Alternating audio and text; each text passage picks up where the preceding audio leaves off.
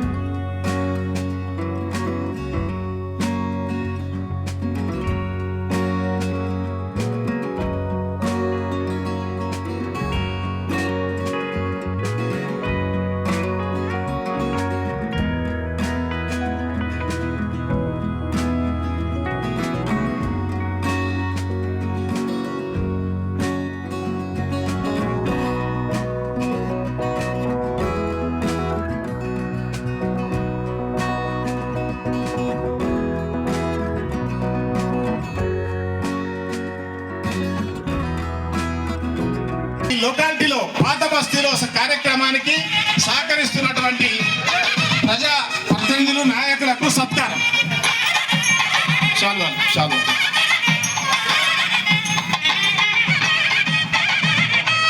ఈ లోకాలిటీలో మనకు సహకరించేవారని సన్మానం చేద్దాం. శాలువా, మెమెంటో.